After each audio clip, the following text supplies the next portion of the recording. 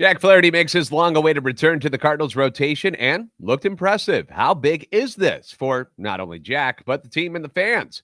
Sadly, the Cardinals bats forgot to show up. We'll break down yesterday's game and preview tonight on today's episode of Locked On Cardinals.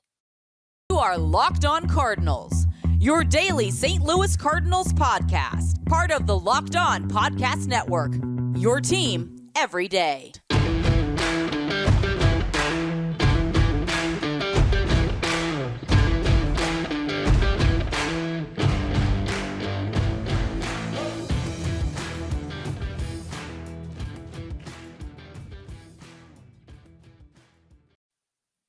Hey there, Cardinals fans. I'm JD Haffron. I'm a national radio sports anchor, born and raised in the Lou, lifetime Cardinals fan, and I am your host for Locked On Cardinals, part of the Locked On Podcast Network, covering your team every day. You can follow me on Twitter at JD Sports Radio. Follow the podcast at LO_Cardinals. I want to thank those of you who make Locked On Cardinals your first listen every day. We are free and available wherever you get podcasts. Subscribe on iTunes, Spotify, Google Podcast. Also available on YouTube. Be sure to like and subscribe and comment so you can interact with us. This is a show serving Cardinal Nation and giving the best fans in baseball all of the info about the birds on the bat. It's been a long time coming for not only the Cardinals, but for the fans to see that familiar number 22 back on the hill for the team. But it finally happened on Monday. Jack Flaherty was back pitching for the Cardinals, and this was the first start for Jack with the big club since June 26th due to that right shoulder issue that he was dealing with. And I'll be honest, I most certainly have been a pessimist about him ever making his return this season, and for good reason. If you remember, things hadn't gone so well the last time around. At the beginning of the year, Flaherty was placed on the IL with right shoulder issues, and to his credit, he stayed patient throughout a 2.5-month process where he used a platelet-rich plasma injection, some rest, and strengthening exercises to calm the inflammation that was going on in his right shoulder. Now, things were progressing, but then the Cardinals and their former opening day starter unexpectedly deviated from the plan that they had put forth. And that was when they announced that Flaherty was going to start on June 15th. It caught a lot of us by surprise. We're all like, wait a second. Why are we doing this? Why are we cutting short the minor league portion of this and just going straight to the pros? He was originally scheduled to make 4 rehab starts in the minor leagues before rejoining St. Louis. That plan changed, and Flaherty pitched well in 2 minor league starts and repeatedly stressed that, according to reports, he was ready to return. So they trusted him, and perhaps feeling a bit desperate to get their ace back in the rotation, they activated him and gave him the start. And it didn't go well. At home against the Pirates, he lasted just 3 innings, threw 60 pitches, gave up 3 runs on 4 hits. He walked 2, he hit a guy, struck out 3. Cardinals lost that game 6-4. June 21st in Milwaukee against the Brewers, again, 3 innings. 2 runs on 3 hits, one of those a home run, but he walked 5.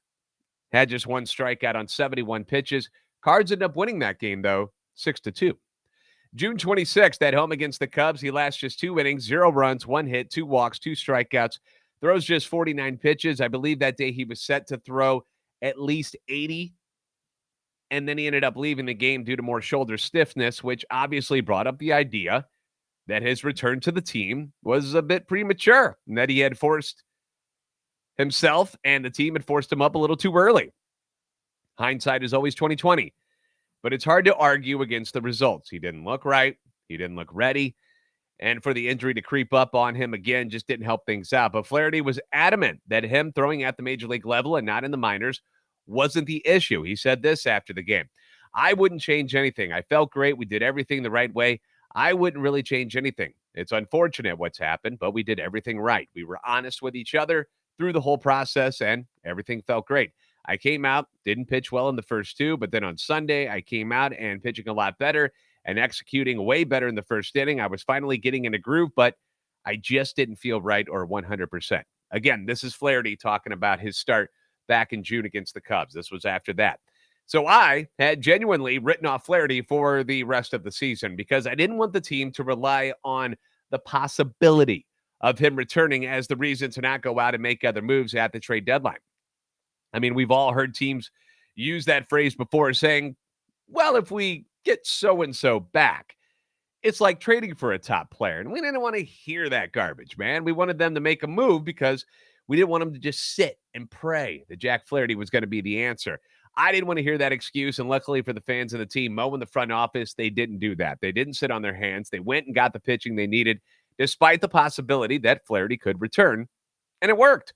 Montgomery and Quintana have been great fits on this club. The team has taken off and blown past the Brewers into first place in the division, and it allowed the team to let Jack follow a plan to get him back to the team in September, which was the plan all along after they had shut him down after June. Now, I remain skeptical because the injuries he's dealt with the last couple of seasons. You had the oblique, you've had the shoulder twice. I wanted to play it safe. Still didn't want to get burned and hear from fans I told you so, Jack, he's injury prone and this and that. I didn't want to hear that stuff. So I remained skeptical, but Jack kept progressing. And with each start, he ended up feeling good. And after the chances of him, after all of these minor league stints, each one where he seemed to come out of it feeling well, chances of him making that return increased until finally it all came to fruition on Monday. Now, unfortunately, the Cardinals didn't win this game, but his positive performance and ability to come out of the game feeling healthy is the biggest storyline for the team. It's not the loss, okay? It's not. As much as it stinks losing to a team like the Washington Nationals, let's be honest, the bigger picture is more important, that your rotation in these final weeks could now consist of Adam Wainwright, Jordan Montgomery, Miles Michaelis, Jose Quintana, and Jack Flaherty, who, when healthy, has been considered one of the top young right-handed arms in the league. He was 9-2 last season, and if you remember, and it seems like a million years ago, but if you remember, we were talking about him possibly starting the All-Star game for the National League at one point before the oblique injury got him. And as Cardinals fans, I get it. We've had the unfortunate moments where top prospects and top talents just didn't quite work out the way we thought they were or how we were told they would. Rick Ankiel comes to mind. Was the next big thing and was well on his way. And he gets the yips, man. He gets the yips. Nobody can predict that. Couldn't throw strikes anymore. Then it was the late Oscar Taveras, who was considered the best hitting prospect in baseball before passing away tragically in a car accident during the World Series in 2014. Alex Reyes, considered the top right-handed prospect in baseball, has dealt with multiple injuries year in and year out that has derailed his career. Haven't even seen him this year. Last year, he was an all-star in the one full year that we got him, and he's gone again. And who knows if he's going to pitch again? I have no idea. We become pessimistic because of these things. And, credit to Flaherty, who had said from the beginning that he would indeed pitch again this season. He had no doubts in his mind. And to see Flaherty make his return this season and not next year and look pretty good doing it, it had to make fans, management, teammates, and specifically Jack and his family and his friends feel pretty darn good. And they should. I saw Jack smile on the field yesterday for the first time like ever. I don't know if I've ever seen Jack Flaherty smile on the field before because he's very in the moment and he's very serious out there, which is great. I like that he's got that bulldog mentality, kind of like Chris Carpenter did back in the day. But there was a moment in this game where he and Yachty both had big grins on their faces, and they should. It's a big deal to have Flaherty back in the fold, and hopefully he can remain healthy moving forward and help this ball club continue their push towards the playoffs.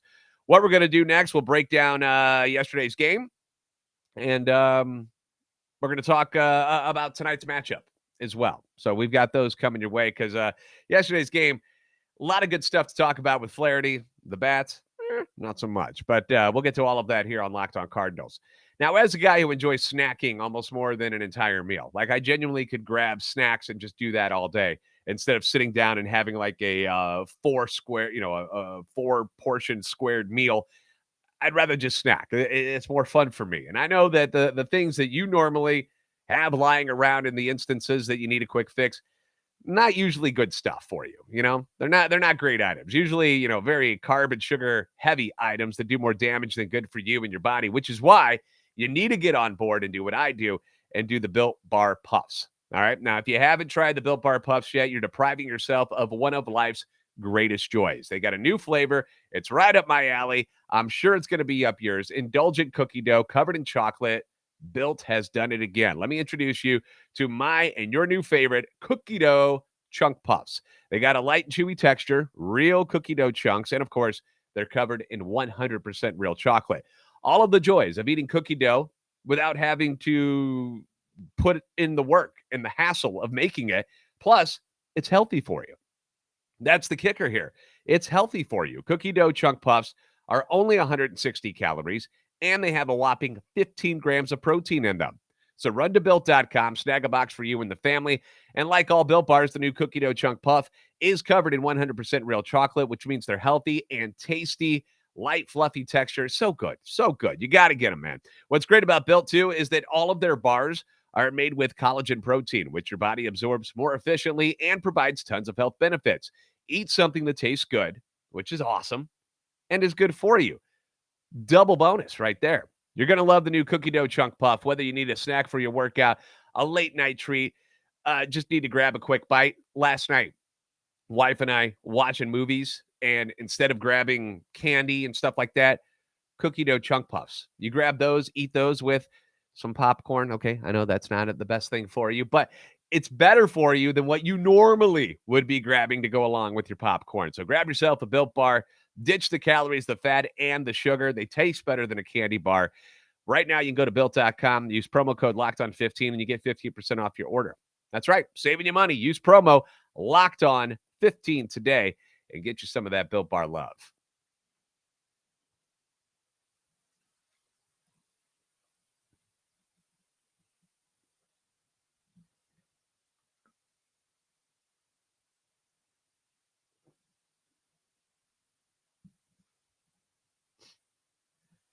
So the Cardinals come into Monday's game riding a 4-game winning streak. They just swept the Cubs. Albert hit 695. Yachty was swinging it well. Flaherty is back on the mound.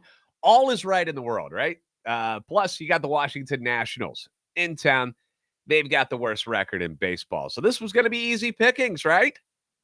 Well, somebody, and I don't know who it was, but somebody forgot to tell the Nationals because they didn't lay down at all. The jerks. In fact, they took it to the birds on Monday. How dare they? First inning was the Cardinals' big chance to score. Tyler O'Neill hits an absolute scorcher down the first baseline, beats it out at first base. Okay, not really. That's not what happened. It was a number. Barely made it past the pitcher, but got to the first baseman, and with his great speed, he outran the pitcher and the first baseman to the bag. But as they say, line drive in the scorebook, right? Doesn't say that it's a number in the scorebook, but O'Neill gets on. Goldie Arenado, they walk, which brings in Albert Pujols with the bases loaded. And, you know, just watching it, you start getting excited. Okay, there's a buzz in the ballpark. It doesn't matter if it's at Busch Stadium or at an away ballpark. Albert Pujols coming to the plate, there's a buzz right now. It reminds me of the McGwire times during his chase for the single-season home run record. The crowd, it all collectively rises, and the cameras and the phones come out, and the fans, you know, they're anticipating something historical. But again, the Nationals and their starter Anibal Sanchez did not get the memo that this game was not about them and was about the Cardinals doing fun things because he proceeded to strike out Albert. Sucked. Dickerson then flies to left and the inning ends. Runner stranded on all 3 bases. Kind of a bummer inning. But you're like, ooh, okay, that's just the first inning. This is going to happen a lot in this game. No problem. Top of 3 we go. C.J. Abrams leads off for the Nats and hits a sinking liner to center that O'Neill dives for. And in retrospect, I'm sure he'd probably wished he hadn't because it gets by him, goes to the wall for a leadoff triple. He went for it, okay? You're playing the Nationals. He's being aggressive. No score. 3rd inning. Nobody's on base. So I understand why he would dive for that ball. I'm sure if you talk to him now, he'd be like, yeah, I should have played it back, made it a single, but whatever. It's okay. Former Cardinal Lane Thomas hits next. He drives one down the line of right field, ends up taking a bounce, goes over the wall. It's ground rule double, makes it 1-0 Nationals. And you could hear on the telecast that Flaherty was not happy whatsoever with his pitch placement on that double by Thomas. He yelled something like fart or truck or a combination of those 2 words, something like that.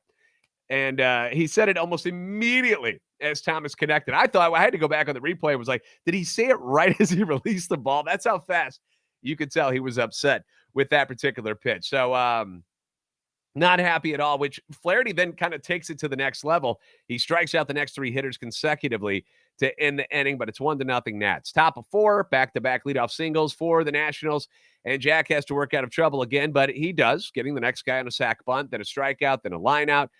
That's when you saw Yachty and him smile on the ball field, which was something you don't ever see. You never see Flaherty smiling out there, which was good. Top of 5, Flaherty works out of trouble again. He hits Thomas to lead off the inning, then a strikeout, a single, 2 flyouts, and that ends up wrapping up his day. His final line: 5 innings, 1 run, 6 hits, 1 hit by pitch, 1 walk, 6 strikeouts. A solid outing for sure. And after the game, Ollie had this to say: Jack was encouraging. I thought he did a nice job. It looked good. It was promising. The fastball played. The velo was there. The shape of the other stuff was also there. The command was in and out, but it's only going to improve from here.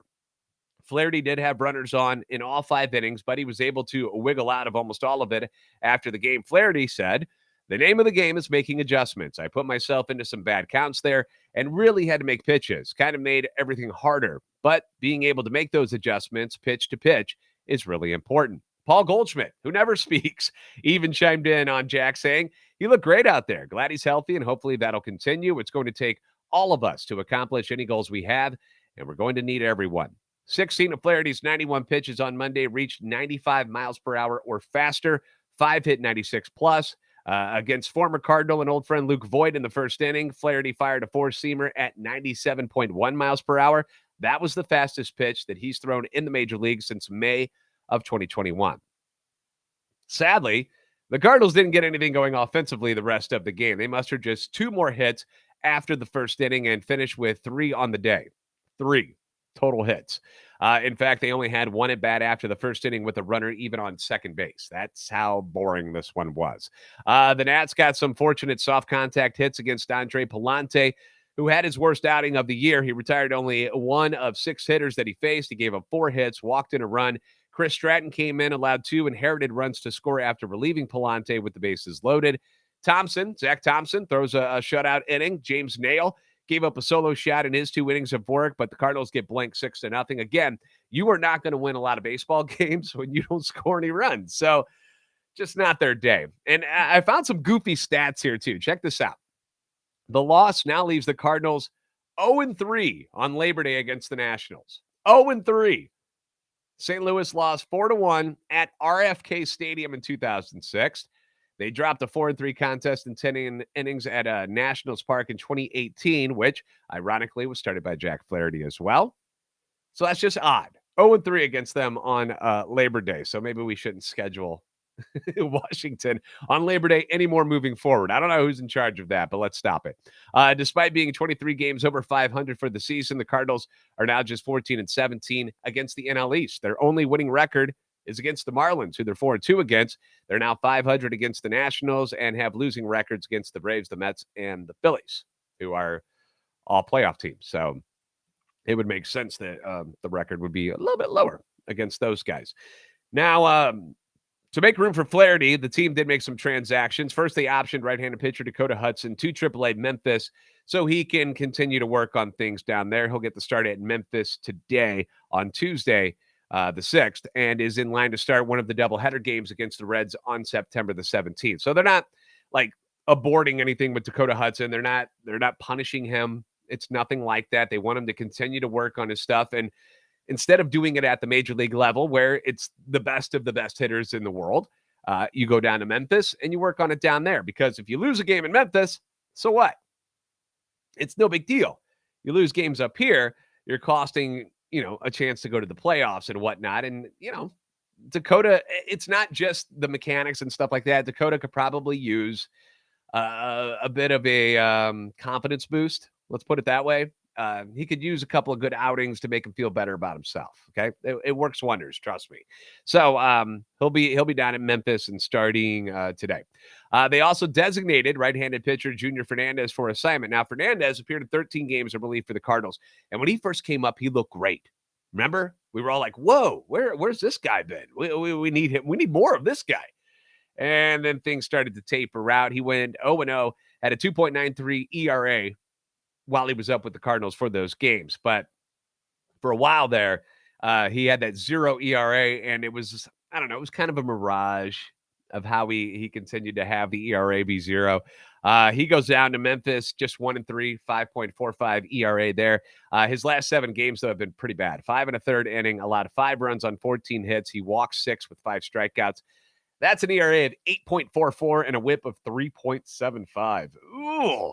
So you can see why they DFA'd him. Somebody will grab him. He's got a really good arm. We know that about him. If they can figure out how to just bring it all together for Junior Fernandez, he could be a good player. But doesn't look like it's going to happen with the Cardinals. Game 2 of this 4-game series will be tonight at Busch Stadium with left-hander Jose Quintana on the bump against Paolo Espino. Quintana has 2 no decisions against the Nats this season, both while pitching with Pittsburgh, and has just 1 win since joining the Cardinals. But it's not really his fault. He's pitched pretty well, allowed no more than 2 earned runs in each game that he's pitched with St. Louis. So kind of some bad luck there. Espino faced the Cardinals back on July 30th. He got a no decision after throwing just 4 2/3. He allowed 4 runs on 7 hits. 2 of those hits home runs to Arenado and DeYoung. The Nationals ended up coming back on the Cardinals in that game and beat them 7-6. And ironically, I was going through the box score on this one just out of curiosity, and only one pitcher remains on the roster from that game. Dakota Hudson got the start. He's down in Memphis. Then it was Packy Naughton down at Memphis. Genesis Cabrera down at Memphis. Jordan Hicks, who's still with the Cardinals. And Johanna Oviedo, who got traded to Pittsburgh for Jose Quintana. Cabrera got the blown save in that one and the loss. And speaking of Jordan Hicks, happy 26th birthday, Jordan Hicks. So if you want to wish him happy birthday on Twitter, I'm sure he would appreciate that. But tonight's game first pitch was set for 6:45 St. Louis time, and it's going to be Billikens night at the ballpark with SLU alumni on hand and a hat giveaway in case you're headed to the game tonight. So it looks kind of sweet on there. It's got that, the SLU blue colors on there and the gray. It looks nice. I would rock that. Thanks again for making Locked On Cardinals your first listen every day. Now for your second listen, go check out the Ultimate Pro Football Preview 2022, an 8-episode extravaganza to get you ready for the NFL season. The local team experts of the Locked On Podcast Network, plus a betting angle from Lee Sterling of Locked On Bets, all combining into one ultimate NFL preview. Search for Ultimate Pro Football Preview 2022 on your Odyssey app, YouTube, or wherever you get podcasts. As always, be sure to like and subscribe on YouTube. Follow on Twitter at LO_Cardinals and at JD Sports Radio. We'll have the game on tonight, and we'll do some live tweeting this evening. If you guys are up for it, I would love to do that. I love being able to interact with you guys during the telecast and during the game so that we can go back and forth and, just be like fans at the ballpark. We'll cook up some hot dogs, have some Built Bar puffs, and have ourselves a grand old time tonight. Hopefully another Cardinal victory. They've been having these duds against these below average teams and, guys like the Reds and the Cubs, and now you get one against the Nationals. So this is back-to-back games really where there wasn't a lot of offense. Usually the third game after something like this happens where the Cardinals offense kind of disappears, they go crazy. So we'll see if it happens again tonight. You're the best fans in baseball for a reason, and I'll see you next time right here on Locked On Cardinals.